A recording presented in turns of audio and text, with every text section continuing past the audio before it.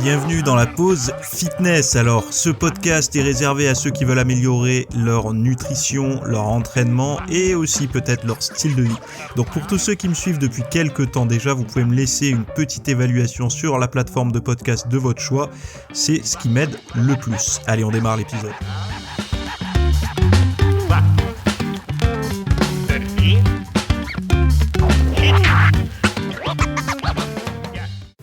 Salut à tous, j'espère que vous allez bien. Nouveau podcast aujourd'hui. Aujourd'hui, on va traiter quelques petites actualités, comme toujours. Le rendez-vous du mardi matin à 8h. Voilà, on va démarrer tranquillement. Alors, première petite actualité du jour que j'ai... il y en a 1, 2, 3. Il y en a 3. La première actualité du site. Qu'est-ce qui s'est passé ce week-end sur mon site ? J'ai publié... un petit contenu qui dure à peu près 1 heure, je pense, de mémoire. Peut-être, on doit être dans un petit peu plus d'1 heure. Sur 14 métiers qui sont liés de près ou de loin au monde du fitness, de la musculation, de la nutrition, un métier fitness, quoi. Parce que finalement, j'ai reçu une question d'un membre, ou je ne sais même pas s'il est membre ou pas, mais en tout cas, c'était une question qui me disait Théo, quels sont les métiers plus ou moins pour accéder à un métier lié au fitness ? Quelles sont les idées que tu pourrais avoir, en gros ? Et j'ai décidé, en fait, de proposer 14 métiers qui sont liés à ça. Alors, d'entrée de jeu, je parle tout de suite du coach, le coaching, donc comment devenir coach, comment devenir diététicien, etc. Dans le truc légal, etc., des diplômes. Donc ça, c'est la première partie. Et après, il y a 14 métiers qui sont ni coach, ni nutritionniste, médecin, nutritionniste, diététicien, etc. C'est d'autres métiers, avec ou sans diplôme, avec différentes grilles de salaire, de revenus, etc. Et bon, voilà, elle a eu pas mal de bons retours, donc je vous le partage là. Vous avez le lien directement dans les notes de l'émission. C'est 14 métiers fitness, quelque chose comme ça, je crois que j'ai marqué. Donc vous avez juste à cliquer sur le lien pour voir ça. Allez. Pareil, je continue à envoyer toutes les semaines, donc il y en a à peu près 3 par semaine qui arrivent dans votre boîte mail, des recettes pendant le confinement, donc des petites recettes de cuisine. La prochaine, donc celle que vous avez dû déjà avoir hier matin, ceux qui sont abonnés, c'était le cordon bleu version fitness, donc avec le petit fromage fondu et tout dedans. Donc j'ai une version saine de faire ça et je voulais partager avec la photo, les ingrédients, la préparation, tout ça. Donc c'est gratuit, vous recevez ça par email, ça vous donne un petit peu des idées pour cuisiner sympa. Et sans sortir des clous au niveau de la diète, quoi, pour rester concentré et focus et pas finir le confinement. Déjà, le but, c'est surtout de pas arriver aux fêtes de fin d'année avec déjà 5 ou 10 kilos de graisse à perdre, quoi. Voilà. Bon, bref. Tout ça, vous avez les liens dans les notes de l'émission. Si vous voulez vous abonner pour recevoir les recettes, vous tapez fitnessmiss.fr/news et vous avez juste à mettre votre petit email et vous recevez ça dans la matinée en général ou alors au compte-gouttes. Allez, on démarre. Première actualité.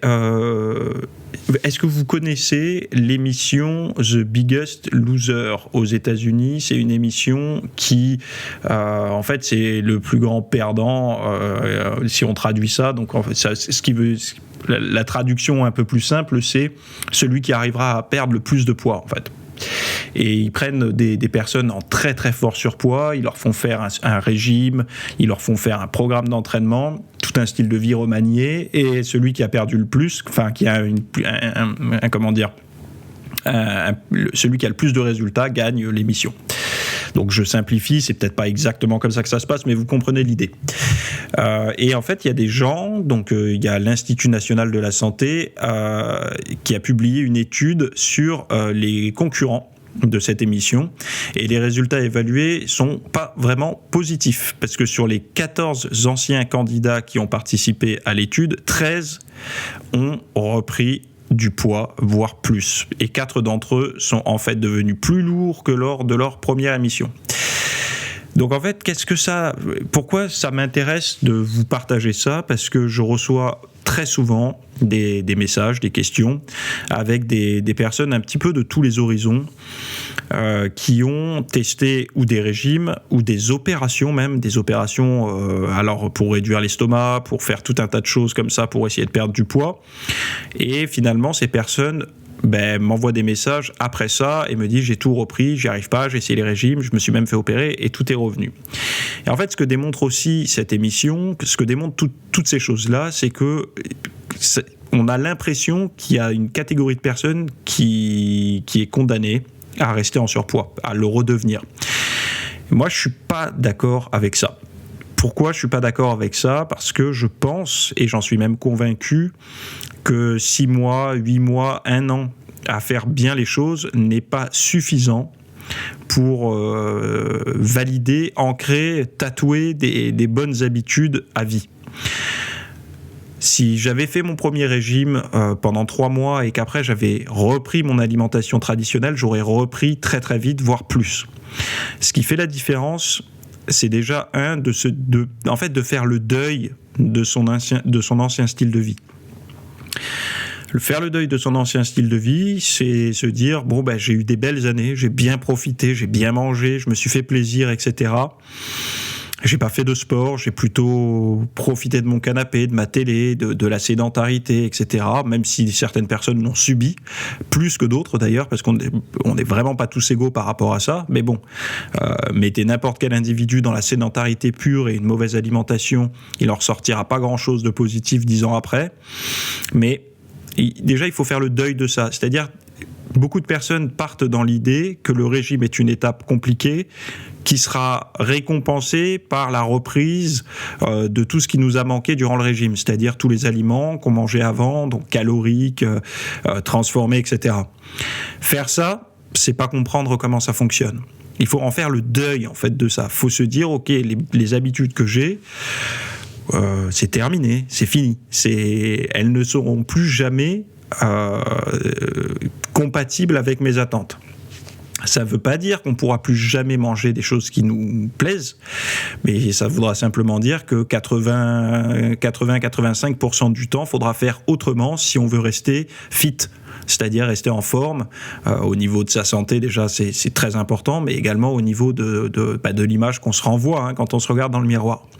Parce que ça, c'est un des leviers les plus puissants. Quand souvent j'entends des gens, quand je les ai en consultation ou quoi, qui me parlent de leur fameux reflet du miroir qui un jour comme ça ils se sont vus, ils ont dit c'est plus possible. Donc ça compte beaucoup, et certainement plus que la santé, parce que la santé c'est tellement long terme qu'on n'a pas un levier d'action direct avec le risque santé quand on est en surpoids.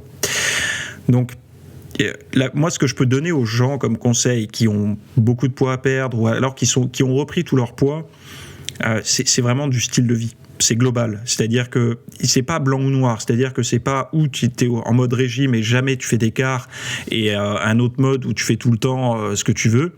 En fait, c'est un hybride entre les deux, c'est-à-dire que le bon équilibre, c'est faire bien 80, 85, 90% du temps et s'accorder, on va dire 10-15% du temps du plaisir.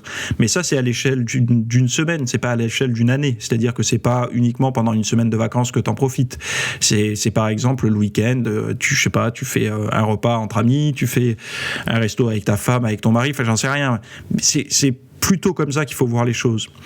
Parce que de toute façon, les extrêmes ne marchent pas dans les deux cas. Un extrême où on se laisse aller, ça donne beaucoup de surpoids, et dans l'autre sens, un extrême où on se restreint toujours, ça donne de la frustration.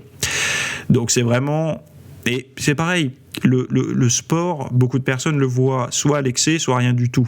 Mais il y a un équilibre, c'est-à-dire on peut en faire un peu, c'est-à-dire que moi je recommanderais toujours à une personne de faire plutôt 15-20 minutes de sport tous les jours, d'activité physique tous les jours, que 1 heure ou 2 heures le week-end. À mon sens, ça me semble beaucoup plus cohérent. Parce que les journées, c'est quand même... Enfin, tous ceux qui font du sport ont bien... qui m'écoutent ont déjà dû se rendre compte d'une chose, c'est la différence de sensations physiques et même intellectuelles, psychiques qu'on peut avoir lors d'une journée où on est en mode sédentaire pur, par exemple le week-end où on se laisse un petit peu aller, et une journée de la semaine. La qualité du sommeil n'est pas la même, on se sent pas pareil, souvent les migraines c'est souvent le week-end, c'est pas la semaine. Enfin bon, toutes ces choses-là on le voit bien quand on est en mode inactivité, quoi. Donc c'est pour ça que le style de vie devrait plutôt être global et pas binaire, c'est-à-dire où je fais tout bien, où je fais tout mal. Et il faut vraiment pas réfléchir comme ça, parce que la vie c'est pas ça en fait, c'est pas personne. On a beau admirer des gens qui sont super en forme, qui ont des super abdos, tout ce que vous voulez, et la réalité vous montrera toujours que ces gens-là se font plaisir de temps en temps. Les robots n'existent pas, quoi, hein. Il n'y a pas de secret. Bref, on continue. Deuxième article. Alors là, c'est sur le site de l'ANSES, petite actualité qu'ils ont donnée. Inactivité physique et sédentarité chez les jeunes, l'ANSES alerte les pouvoirs publics. Alors, ils ont fait des études, etc. Ils disent qu'elle avait déterminé que les seuils sanitaires spécifiques aux 6-17 ans, alors j'ouvre pour l'avoir en plus grand. Oui, voilà. Elle avait déterminé les seuils, c'était un avis là ça remonte à 2016, donc le premier avis de 2016, elle avait déterminé les seuils sanitaires spécifiques aux 6-17 ans associés à ces deux facteurs de risque que sont la sédentarité, le temps passé assis ou allongé devant un écran, télévision, ordinateur, jeux vidéo, hors du temps scolaire. Lorsqu'il est supérieur à 2 heures par jour, ce temps d'écran peut constituer un risque pour la santé. Deuxième point, l'inactivité physique. Lorsque l'activité physique est inférieure à 60 minutes par jour, incluant le sport, pratiqués pendant le temps scolaire, les jeunes sont considérés comme insuffisamment actifs. Donc je continue leur rapport. Qu'est-ce qu'il disait ? Oui, voilà. Inactivité physique et sédentarité, les 2/3 des 11-17 ans dépassent les 2 seuils sanitaires. Selon l'expertise menée par l'agence, parmi les jeunes de 11 à 17 ans, 66% présentent un risque sanitaire préoccupant, caractérisé par le dépassement simultané des 2 seuils sanitaires, plus de 2 heures de temps d'écran et moins de 60 minutes d'activité d'activité physique par jour. 49% présentaient un risque sanitaire très élevé, caractérisé par des seuils plus sévères, soit plus de 4h30 de temps d'écran journalier et ou moins de 20 minutes d'activité physique par jour. Parmi ceux-là, 17% sont même particulièrement exposés, cumulant des niveaux très élevés de sédentarité, plus de 4h30 d'écran par jour, et d'inactivité physique à moins de 20 minutes par jour. Le niveau de sédentarité est plus élevé encore chez les adolescents les plus âgés, donc entre 15 et 17 ans, et chez les jeunes issus des milieux les moins favorisés. Par ailleurs, pour les 11-14 ans, les filles sont moins nombreuses, 15,5%, que les garçons, 24%, à pratiquer au moins 60 minutes d'activité physique par jour. Donc les filles, mettez-vous un petit peu à bouger. Donc les résultats de cette expertise interpellent fortement l'ANSES. En effet, il est extrêmement rare qu'une évaluation des risques montre que les 2/3 de la population étudiée présente un dépassement des seuils sanitaires, traduisant ainsi une exposition à un niveau de risque élevé pour la santé. Bon, c'est quand même compliqué. D'imposer du sport hors milieu scolaire. Et peut-être que ça serait intéressant de mettre intéressant, j'en sais rien, mais je veux dire, essayer d'aller à l'encontre de ce que veut faire un ado, c'est compliqué. Malheureusement, les seules choses qui lui sont un peu imposées, c'est l'école. Donc l'école, le collège, etc. Si on veut vraiment les aider, les jeunes, mieux vaut commencer par ancrer plus de dépenses physiques dans des moments où ils n'ont pas le choix, en fait. C'est-à-dire à l'école. On leur impose bien depuis des années, et moi j'en fais partie, d'être assis. Donc en fait, d'amplifier cette sédentarité. Mettez en place, j'en sais rien, ou des bureaux debout, ou faites des tests, des classes tests, où il y a du sport un petit peu plus, ou des choses ludiques, d'aller marcher.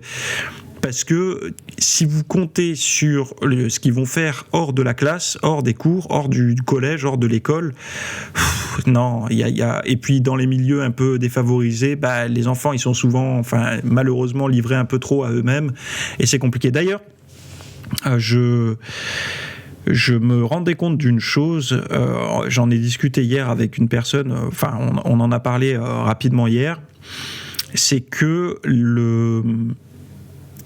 tous ceux qui sont de ma génération, donc qui ont été adolescents dans les années 90-2000, on va dire, la jonction entre les deux, il y a quand même une profonde différence avec l'adolescence aujourd'hui. C'est-à-dire que moi, je ne me considère pas comme un vieux con, j'ai que 33 ans, mais je me rends bien compte de mon style de vie d'adolescent n'est pas le même que celui des ados d'aujourd'hui. Déjà, observez juste une chose. Alors, il y aura toujours des gens qui vont me dire non, c'est pas vrai, ou oui, enfin, ils vont voir les différences, mais un truc tout bête, mais est-ce que vous voyez encore beaucoup de scooters, des mobylettes, c'est peut-être plus d'actualité, mais on va dire de scooters ou de motos, enfin, vous savez, tous les 50 cm3 là, dans les rues? Personnellement, j'en vois très peu. Quand j'étais ado, il y en avait beaucoup. C'est-à-dire qu'on était en groupe, enfin ça roulait quoi. On roulait, on allait de ville en ville, enfin on se regroupait à des endroits, etc. Et il y avait quand même beaucoup de deux roues de 50 cm3. Aujourd'hui, il y en a moins. Donc déjà, enfin, est-ce que... Je sais pas, il y a ce côté où que font les ados en ce moment. Deuxième chose, on était souvent dans la rue, donc dans la rue ou dans la garrigue dans le sud de la France, on appelle ça comme ça la forêt, plus dans le nord et tout, on appelle ça la forêt, dans le sud c'est la garrigue, c'est la végétation n'est pas la même, enfin bon bref, on se promenait quoi, on était en mouvement, où on faisait du vélo, où on jouait au foot, enfin voilà, on était vraiment en mouvement. Et je me demande aujourd'hui, en fait, où sont les ados? Alors il y en a qui vont me dire ils sont en bas de ma tour. Oui, d'accord, il y en a toujours, mais je veux dire, où sont les jeunes, les adolescents que je voyais moi, enfin que j'étais moi, l'adolescent que j'ai été, donc qui se promenait, qui était avec ses potes, qui voilà, je ne les vois plus en fait. Donc où ils sont? Chez eux ou chez les autres? Ils sont bien quelque part. Et ça, c'est quand même étrange. Alors il y en a qui vont me dire mais Théo, tu te rends pas compte, en fait les ados ne se voient plus, quasiment plus, maintenant c'est que du WhatsApp, du Snapchat, du machin, du truc, tout est en ligne. Et ça malheureusement je pense que c'est aussi un gros facteur de sédentarité, parce que si on peut être avec ses potes en étant au fond de son lit, déjà d'une, je sais pas ce que ça va donner une fois adulte, mais surtout, je sais pas. Enfin, c'est un constat que je fais.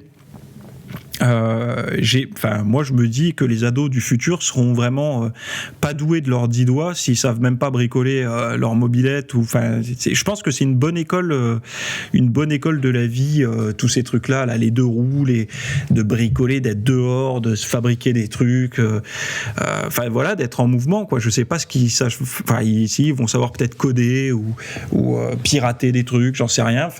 En termes manuels en tout cas, j'ai peur que ce soit un petit peu pauvre comme école de vie, on va dire, pour les ados d'aujourd'hui. Enfin bon bref, je dérive un petit peu, mais pour moi tout est lié.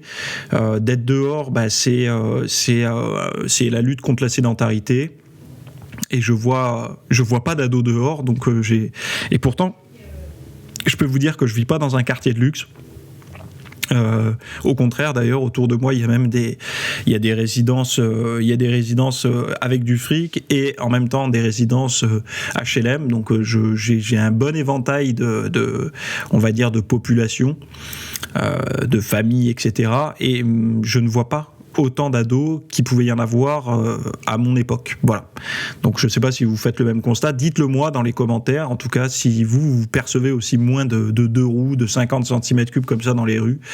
Moi personnellement, quand je croise un scooter, j'ai plus de chances de voir un mec un cadre en costard qui veut éviter les bouchons sur un scooter 125 qu'un ado sur son 50 trafiqué avec un kit et tout. Je vois plus de ça quoi. Bref. On continue les actualités. Donc la dernière de la semaine, CCC. Ah oui, c'était sur Cerveau et Psycho. Je rouvre le lien. Hop, voir l'original. Alors, le prix neuronal des hamburgers. Donc c'est un article de Cerveau et Psycho, de Sébastien Boller. Alors de mémoire, Sébastien Boller est rédacteur en chef du magazine. D'ailleurs, ce magazine, j'en ai déjà fait plus ou moins la promotion, parce que je les connais pas et tout, mais c'est un magazine que j'ai acheté. J'ai même été abonné à ce magazine. Je trouve qu'ils s'en sortent bien. En tout cas, c'est ce qu'on perçoit, enfin ce que je perçois d'eux. Je trouve qu'ils font du bon boulot et c'est un magazine qui apporte quelque chose où ils ont réussi quand même à faire en sorte que le magazine, t'as quand même envie de l'acheter malgré la disponibilité des études et tout. Je trouve qu'ils font, enfin bon voilà, c'est mon point de vue. Ils font du bon boulot quoi. Donc voilà les citations que j'ai pris de l'article, cet article qui s'appelle, je le rappelle, le prix neuronal des hamburgers. 4 jours de régime fast-food suffisent à altérer déjà le fonctionnement d'une zone cérébrale de la mémoire, l'hippocampe. Donc je cite, un hamburger, une portion de frites, une gaufre au chocolat, faites cela 2 fois par jour pendant 4 jours et vous verrez déjà chuter votre capacité de mémorisation et d'apprentissage verbal. Votre capacité à réguler votre appétit et votre prise alimentaire s'effondre aussi. Alors dans l'étude, il disait que ceux qui avaient subi le régime à base de fast-food ne ressentaient plus la satiété et avaient des difficultés d'apprentissage verbal, 2 signes que leur hippocampe commençait à battre de l'aile. Donc on peut voir ici que en fait, pourquoi j'ai récupéré cet article, parce que ce qui me plaît là-dedans, c'est indirectement, cet article démonte un petit peu l'idée de toutes les calories se valent, donc des protéines d'hamburger versus des protéines d'un blanc de poulet, c'est pareil. Non. La junk food, le fast food, la bouffe industrielle, la merde en fait, c'est pas fait pour un régime tout le temps. Donc là, ils disent déjà 4 jours d'alimentation. Donc, alors, ils parlent des acides gras surtout.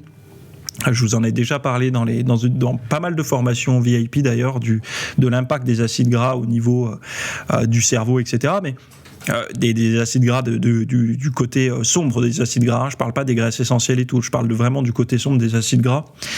Et on voit qu'en 4 jours, donc assez rapidement, il peut se passer des choses assez désagréables en fait, qu'on ne ressentira même pas en fait. Ça modifie la perception des choses, ça modifie également notre mémorisation, etc. Donc c'est quand même, on voit qu'il y a un effet très court terme, alors que globalement, on dit ouais, mais tu manges McDo, machin, ou tu manges fast-food et tout, mais tu verras à long terme ce qui t'arrivera. Ben non, pas forcément. À court terme, déjà, il peut déjà se passer des choses. Donc surtout que c'est une bouffe qui est souvent fréquente chez les ados, chez les étudiants et tout.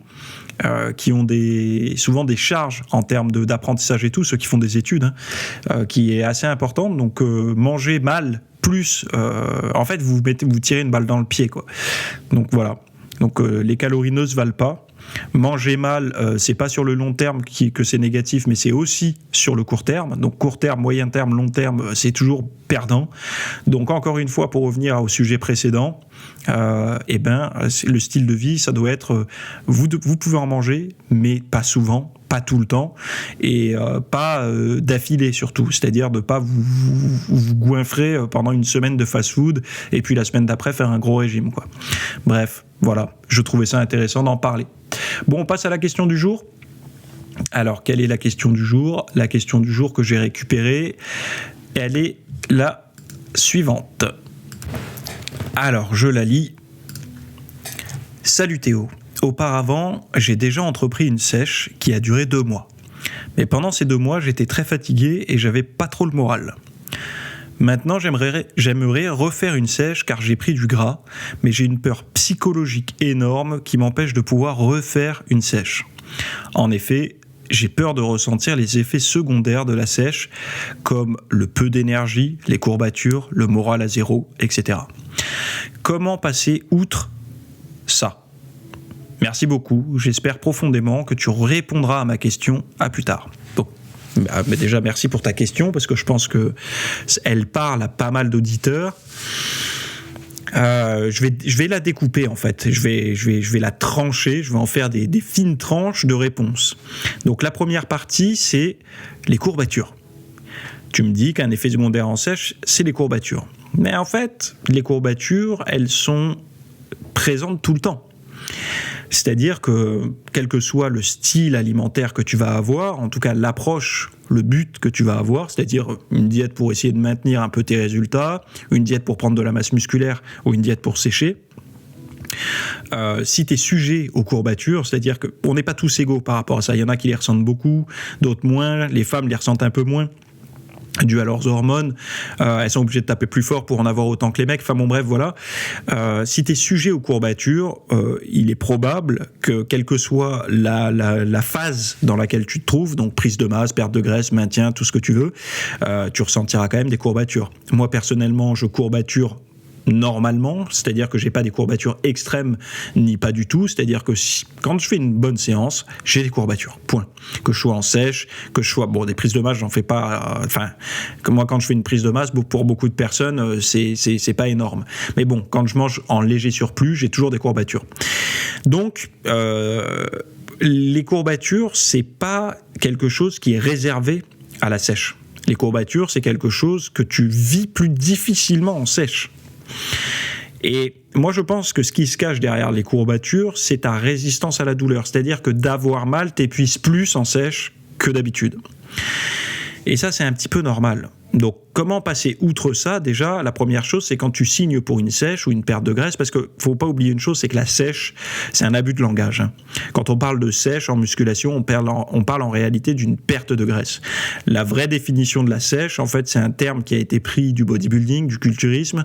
C'était les dernières étapes pour virer toute la rétention d'eau avant une compétition pour être le plus sec, donc avoir un aspect vraiment muscle brut, quoi. Il y a rien entre la peau et le muscle. Mais bon, vu que le fitness est un peu démocratisé, le terme sèche parle à tout le monde maintenant. C'est quand on dit on fait une sèche, c'est qu'on veut perdre du gras pour avoir des abdos, des veines, tout ce que vous voulez. Donc bref, quand tu es en période de sèche, il faut te dire une chose, c'est que c'est quelque chose qui doit être long terme. Donc, les effets secondaires des courbatures, donc c'est-à-dire de la perception de la douleur amplifiée, qui pourrait avoir tendance à te fatiguer, parce que quand on est en sèche, on est fatigué, d'avoir mal, ça épuise, et donc les courbatures, potentiellement, peuvent amener une fatigue supplémentaire quand tu es en perte de graisse. Donc, déjà, il faut identifier, moi, si j'étais à ta place et que je souffrais vraiment de ça, il faut identifier les séances qui te donnent le plus de courbatures désagréables. En règle générale, c'est le bas du corps ou le dos. Donc, ces séances-là, moi, je te recommande de les mettre quand, j'imagine que quand tu fais une sèche, tu fais quand même des moments où tu recharges un petit peu durant la semaine. Donc, de mettre tes séances, par exemple la séance cuisse juste avant de recharger et la séance dos après ta recharge, de manière à profiter d'une recharge le soir des cuisses et de profiter de l'effet de la recharge, donc que tes stocks de glycogène soient un peu pleins pour ta séance de dos que tu vas faire le lendemain. De cette manière, tu vas mieux vivre ça. Parce que, alors ceux qui n'ont jamais fait de perte de graisse ou de sèche et tout ça, ils s'en rendent pas compte, mais en début de semaine, quand on sort d'un rebond, on a beaucoup plus de facilité à gérer des entraînements hardcore qu'en fin de semaine, quand on commence à tirer un peu sur la corde. Et donc, vu que là, pour toi, c'est les courbatures à gérer, ça pourra t'aider à un peu mieux les vivre. Voilà, parce que tu auras un peu plus d'énergie. Donc moi, ça, c'est mon conseil. L'avantage, c'est que vu que les courbatures se manifestent le lendemain, voire 24 heures, voire 48 heures après, l'approche que je viens de te donner est plutôt cohérente. Donc ne cherche pas à ne pas avoir de courbatures. Les courbatures, si t'en as, t'en auras toujours. Les courbatures sont liées aussi à la nouveauté, c'est-à-dire que peut-être que toi, quand tu fais une sèche, tu changes ton programme d'entraînement et donc du coup, il devient plus intense. Moi, je te recommande d'être tout le temps autant intense que d'habitude, c'est-à-dire que si tu es plus intense en sèche, je te recommande de prendre cette intensité et de l'avoir tout le temps, en fait, même quand tu ne l'es pas. Voilà. Deuxième tranche de ma réponse, donc c'est le peu d'énergie. Alors, ceux qui ressentent souvent le peu d'énergie, ça peut être plusieurs choses. La première chose, c'est que quand ils vont réduire leur diète, ils vont trop la réduire. C'est-à-dire qu'ils vont passer d'une diète à 3000 calories et ils vont la découper directement, ils vont passer à 1600 ou 1700 calories. Évidemment, c'est trop. C'est un drop trop important. Sur 2 jours, tu t'en rendras pas compte. C'est-à-dire que tu commences à 1700 calories le lundi, ok, ça passe. Mardi, ok, ça passe. Puis mercredi, ça commence à piquer. C'est normal. Ton corps, il comprend rien à ce qui lui arrive. Il avait une vitesse donnée pour ces 3000 calories et d'un coup, tu lui donnes que 1700. Il faut que tu aies une transition. Une transition, ça peut être de l'ordre de 500 calories. Alors, au début du régime, pas besoin de faire des ajustements à 200, 300, etc. Tu peux couper dans l'art, tu peux couper de 500 calories. Mais ça voudrait dire que tu serais à 2500, quoi. Déjà, tu t'habitues à ça, tranquillement, comment ça se passe, etc. Mais le peu d'énergie, ça peut être aussi ce que tu manges, le timing. Par exemple, un truc tout bête, tu peux être au régime et avoir des glucides en pensant que le peu de glucides que tu as va te permettre d'avoir de l'énergie, ce qui est une bonne réflexion. On peut partir du principe que c'est une bonne réflexion. Mais si c'est pas des bons glucides, alors quand je dis des bons glucides, si tu fais varier ton insuline trop fortement, c'est-à-dire que les glucides que tu choisis, c'est du riz blanc, c'est du pain, c'est même complet, des choses comme ça, tu vas avoir une gestion de ta glycémie qui sera un peu aléatoire, et donc du coup tu vas ressentir boost, fatigue, hypoglycémie, etc. Donc là aussi, au régime, on ressent plus ces variations que quand on mange beaucoup en prise de masse ou en maintien. Donc tu verras aussi que si tu prends un petit déjeuner à base de protéines et de graisses, c'est un constat, tu pourras, tu ressentiras moins de perte d'énergie que si tu prends un petit déjeuner par exemple avec des flocons d'avoine.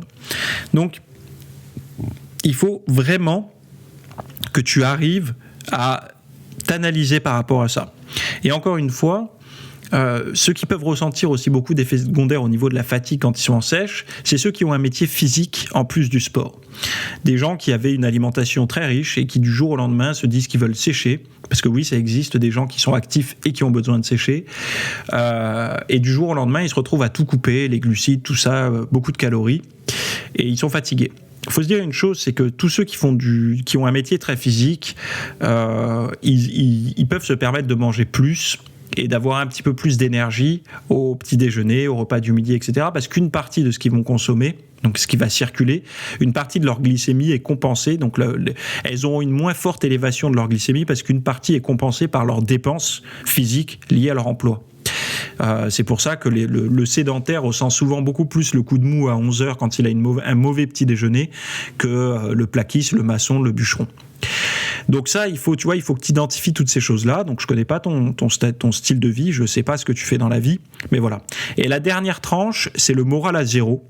Le moral à zéro, là, c'est pas compréhensible. Parce que logiquement, quand tu fais une perte de graisse et que tu sais où tu vas, que tu as confiance dans la méthode que tu appliques, tu as plutôt le moral à 200%. Un moral à zéro, ça veut dire que tu as cumulé un régime hypocalorique, mais qui est approximatif et qui est surtout incertain dans ta tête. C'est-à-dire que t'es pas convaincu de ce que tu fais, mais pourtant ça t'épuise et tout. Donc tu es convaincu que tu vas être épuisé, mais tu n'es pas convaincu que ça va fonctionner.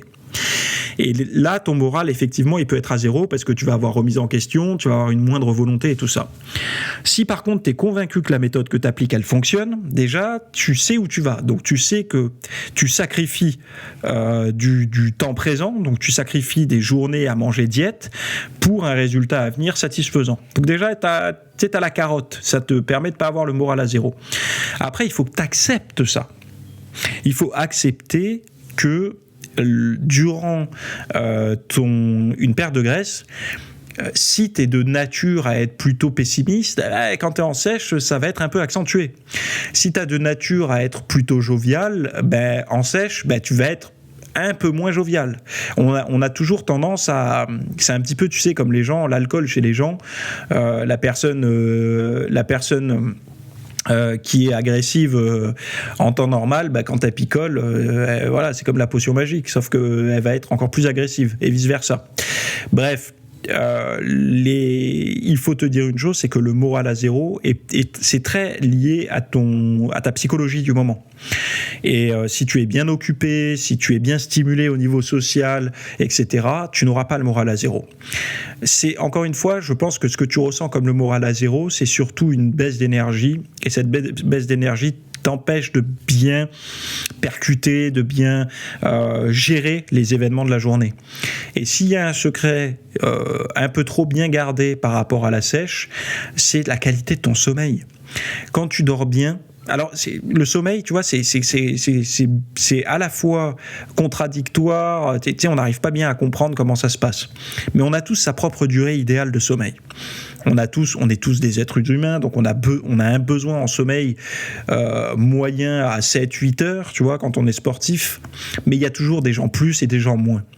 Mais ce qu'il faut que tu trouves pour toi, donc là je t'invite à faire une semaine de test, tu mets ton réveil à diverses heures différentes. Donc admettons, si tu te réveilles à 7 heures, t'en mets un à 7h, un à 7h15, un à 7h moins le quart, etc. Et tu testes comme ça plusieurs éveils, et voire même t'essayes d'avoir une demi-heure en plus parfois, une demi-heure en moins parfois, quitte à te réveiller plus tôt ou un peu plus tard. Bon, bien sûr, plus tard, si t'as un boulot où on t'impose d'être à telle heure, ça va être compliqué, mais donc tu gagneras plus à le faire plus tôt. Donc ce qui t'imposera de te coucher certainement plus tôt aussi. Mais au début, ne touche pas à l'endormissement, donc couche-toi à la même heure, mais essaye de trouver le moment où tu te sens le mieux réveillé. Tu testes un quart d'heure avant ou 30 minutes avant, etc. Pour ça, ce que tu peux utiliser, une application que moi j'utilise, je crois que la fonction réveil en fonction des cycles de sommeil est gratuite, elle s'appelle Sleep Cycle. Donc Sleep Cycle, l'application, le logo il est orange avec un réveil en blanc, qui peut te permettre tu mets le réveil, par exemple tu dis moi demain je veux me réveiller à 6h30, et ben tu as une fonction qui te propose un réveil facile entre 6h et 6h30.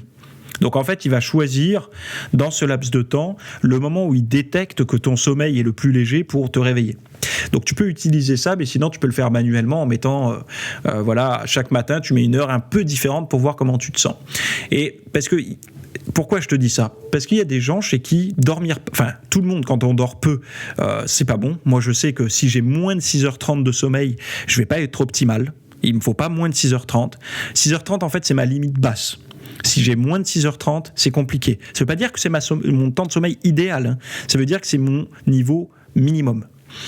Mais par contre, si j'ai plus de 7h30 ou plus de 8h même, là c'est compliqué. Je vais passer la journée un peu trop vaseux. Je vais pas être comme si tu vois, j'ai pas assez les bougies de préchauffage, elles sont pas assez puissantes pour me mettre mon moteur à tourner à plein régime toute la journée. Donc il faut trouver son équilibre.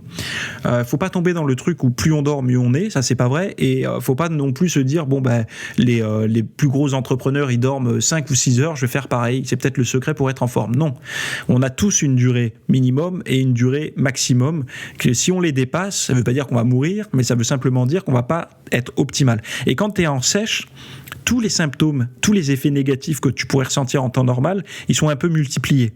Donc si tu es quelqu'un d'agressif, ça va être multiplié. Si tu es quelqu'un d'anxieux, ça va être aussi un peu accentué. Si tu es quelqu'un de jovial, ça va être un peu réduit. T'as compris là où je voulais en venir. Donc t'as peur de ressentir tes effets secondaires, commence par te mettre dans une bonne configuration de sommeil.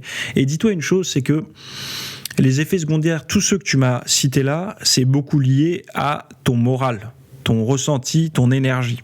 C'est pas lié proprement dit à la sèche.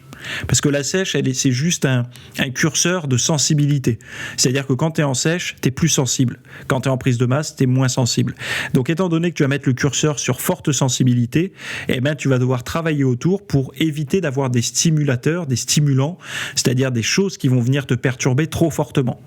Donc c'est pas le moment d'être en retard pour payer tes impôts, c'est pas le moment d'être en retard pour rendre un dossier à ton patron, c'est pas le moment de t'embrouiller avec tes potes ou avec ta famille ou avec ton conjoint, ta conjointe. Voilà, il faut bien se dire une chose, c'est que toutes ces situations-là négatives, tu vas les vivre plus intensément et plus désagréablement. Donc c'est peut-être le moment aussi de, si t'es un peu aware sur ces sujets-là, d'essayer de l'hypnose pour du lâcher-prise, de la détente ou de la méditation de pleine conscience, des choses comme ça qui pourraient potentiellement t'aider. Ou tout simplement, je te dis, si tu manques cruellement de sommeil, de mettre en place une petite sieste de 10-15 minutes ou sur ton lieu de travail ou chez toi si tu en as la possibilité, quitte à grappiller un peu sur le temps de repas du midi, de manger plus rapidement mais d'essayer de se reposer après. Personnellement, si j'avais vraiment du mal à dormir ou du mal à être bien en forme, je préférerais sacrifier de la digestion de qualité pour récupérer un petit peu de sommeil. Et après, une fois que j'ai réussi à me régler, de reprendre un rythme plus long sur le repas. Mais bon, voilà. Voilà ma réponse à ta question. Je m'arrête ici. Si vous voulez aller voir les 14 métiers fitness autres que coaching ou diététicien et tout ça, le lien est en description. Si vous voulez mes recettes du jour, le lien est également en description. Et enfin dans les notes de l'épisode là. Sinon, on se retrouve la semaine prochaine pour la suite. Bye bye. Non, non, ne t'inquiète pas, c'est pas chez toi que ça sonne, c'est ici. En fait, c'est juste pour attirer un petit peu ton attention et te dire que tu as devant les yeux, en description de cet épisode, plusieurs liens, dont un pour aller noter mon podcast avec des petites étoiles hein, sur la plateforme que tu préfères, hein, iTunes, je sais pas quoi, Spotify, etc. Mais également, tu peux aller retrouver tous les liens que j'ai cités dans l'épisode. J'ai essayé de faire des descriptions avec tous les liens, comme ça au moins ça vous donne des accès directs à toi et à tous ceux qui m'écoutent, de manière à pouvoir trouver directement le contenu. Donc voilà, j'espère que cet épisode t'a plu. N'hésite pas à t'abonner sur la plateforme de podcast que tu préfères. Et c'est toutes les semaines à 8h du matin, le mardi. Bye bye.